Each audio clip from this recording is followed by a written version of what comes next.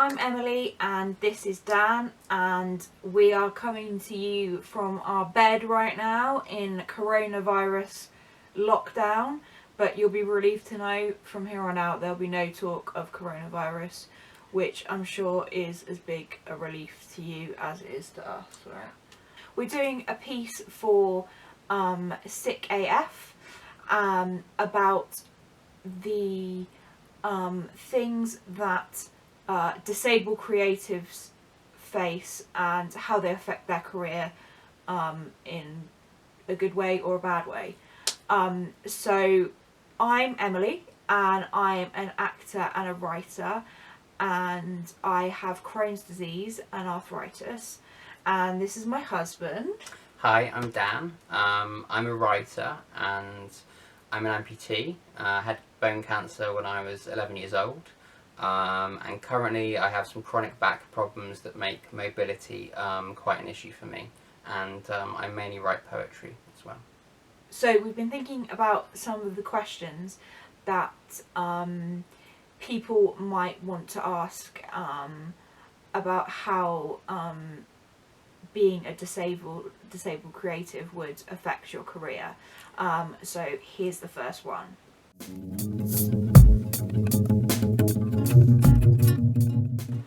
So the first question is, what physical constraints have affected your career? Do you want to answer this one first? Yeah, sure. So being a writer, unlike a lot of creative careers, I can do a lot of my work from home, from behind a laptop. I can do it at uni, I can do it in cafes. That aspect of things is really good. Even especially communicating, emailing my editor, other writers, that's all great. When it comes to the promotion of poetry, a lot of that's done through poetry readings, and we've been to our fair share of those, and most of them, I'd have to say, are inaccessible. Most of them are in the back of a pub or upstairs or in a little community library or something, and because there's not that much finance related to it, and because so many buildings are inaccessible, a lot of disabled people who might want to come to those events can't. And so that's affected how much I can promote my book, how much I can reach new audiences, and I'm lucky in a way that I wasn't as physically disabled as I am now when I started.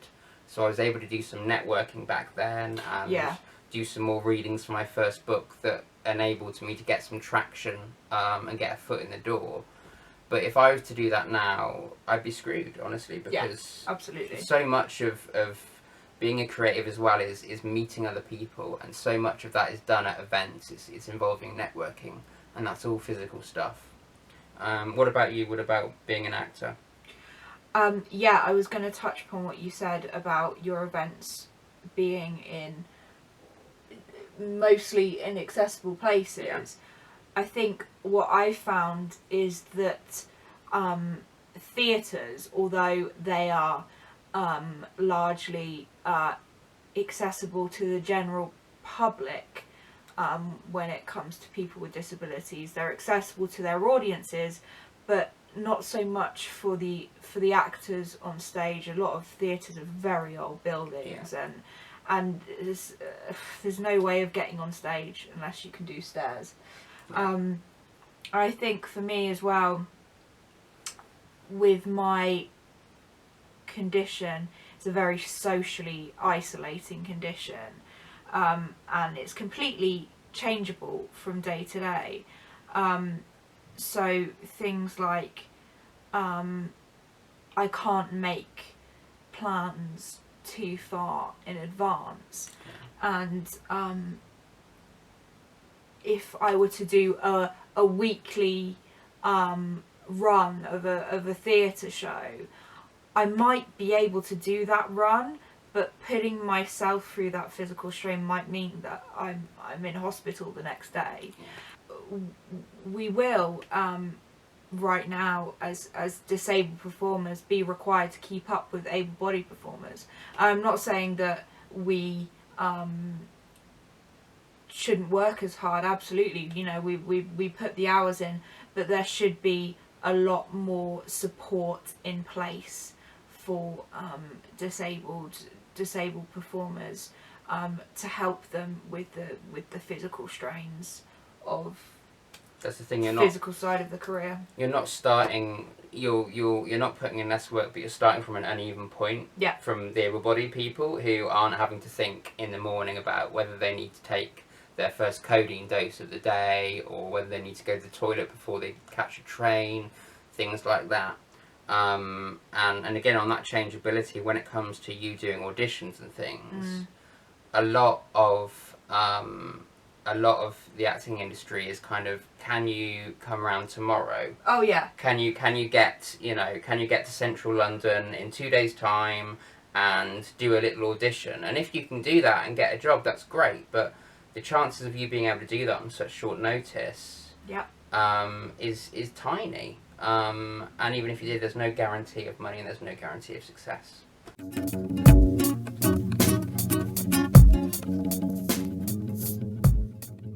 So question 2 is, what are the ways in which you've had to adapt to progress in your chosen field? And I'll ask you that first one.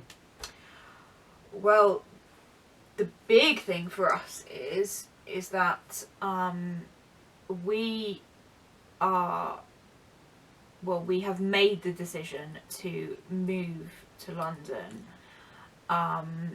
because we were sort of sitting around thinking, when will our health improve so that we can, get on with our careers? And a few months ago we sort of sat down and said, right, what happens if this is it? If this is how our health is going to be for the rest of our lives, hypothetically,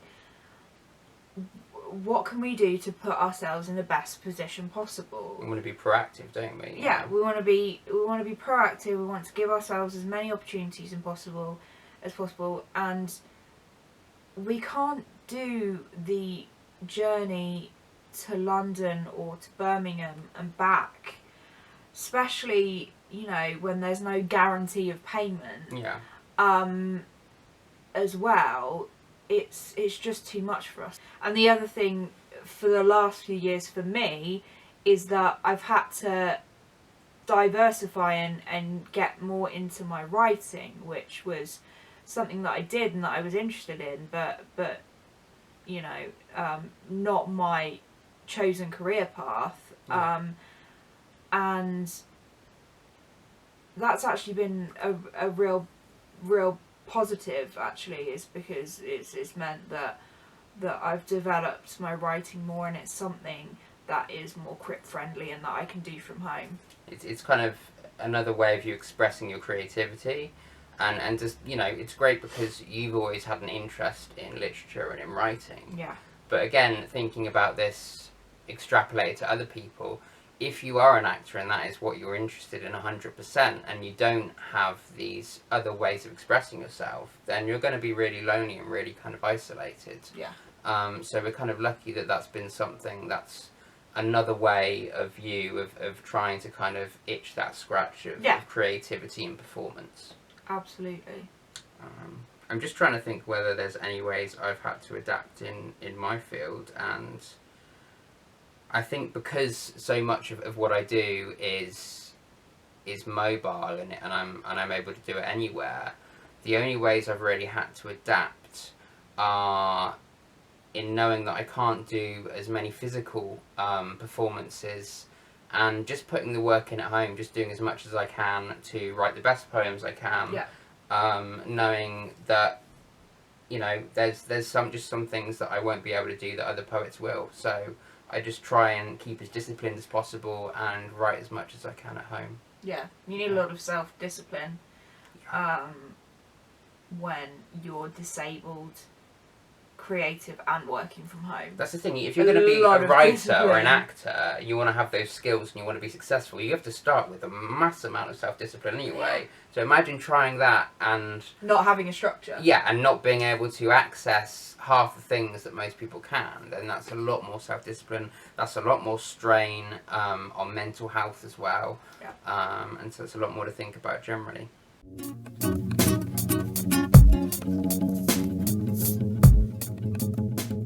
Okay, so So question 3 is, what are the financial implications of being a disabled creative?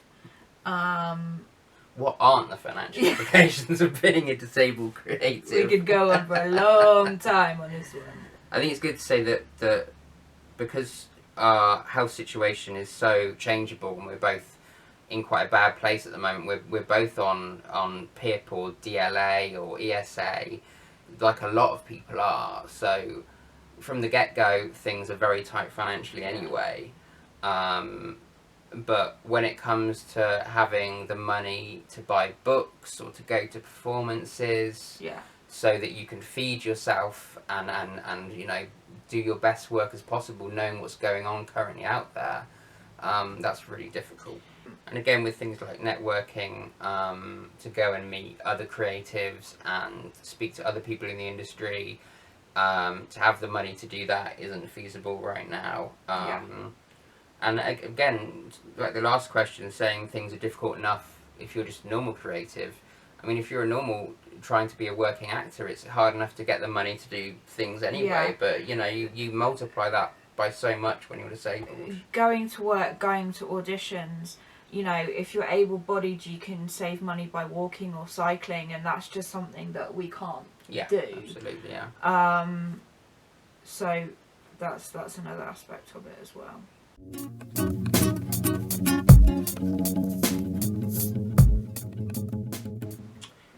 What would you say are the positive aspects of being a disabled creative? And I'll preface that by saying some people think, I imagine, there aren't any positive aspects at all, but we've found a few, haven't we? Well, apart from...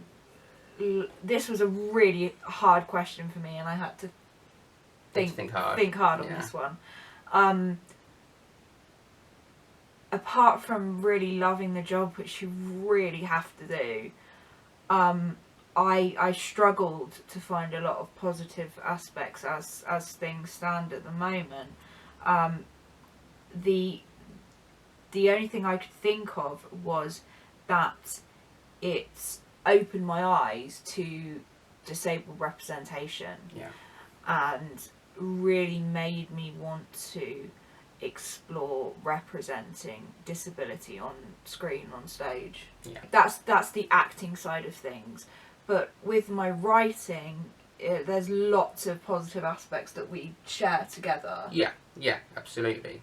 So one of the things that's true for both of us is we both write about a disability. And so in some ways, disability is kind of everything, because we're not only writing about it, but we're writing through our disabled experience. And that's kind of a little bit of a niche that's obviously, you know, been able to get us published in places that maybe you wouldn't be able to otherwise. Personally, when it comes to the positives, I mean, it's brought me in touch with a lot of other disabled creatives. That's like you said as well, it's opened my eyes to disabled representation, to the social model of disability, to disability studies in general, and it's educated me so much more about the inequalities and the structural issues that disabled people are facing on a day-to-day. So I think for both of us, in terms of our content, being disabled has really helped our creative careers, and it's opened our eyes to a lot of ethical issues that we otherwise would be very ignorant of. Yeah, absolutely.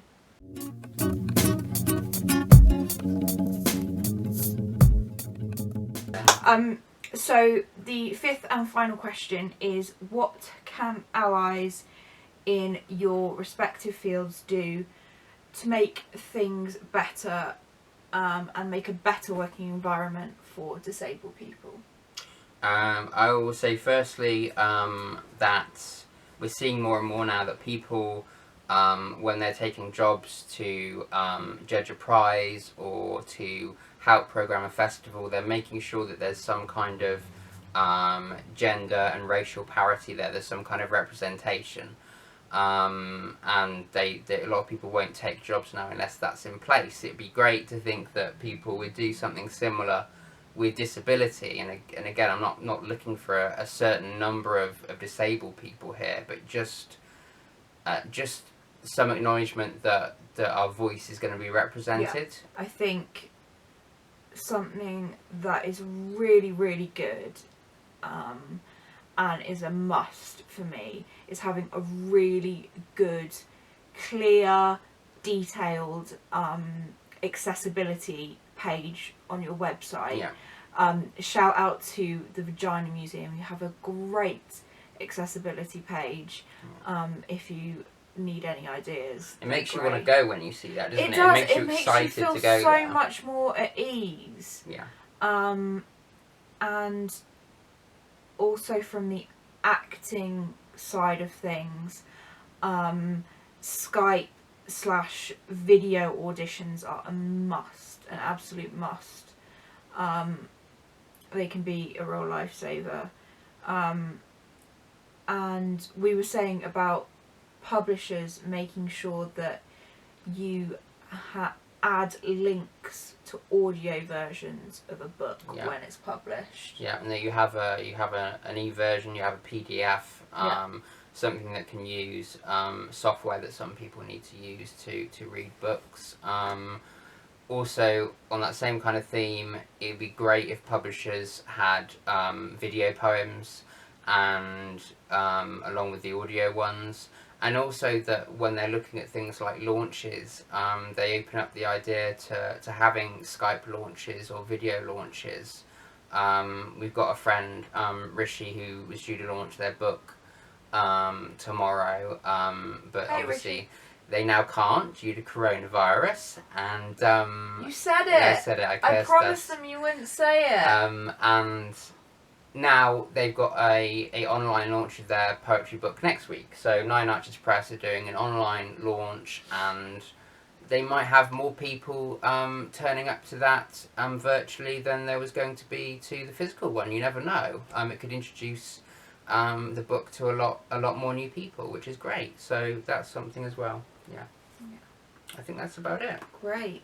Thank you so much for watching this video. We hope you've enjoyed it, and we hope that you've learned something. Thanks, guys. Peace out.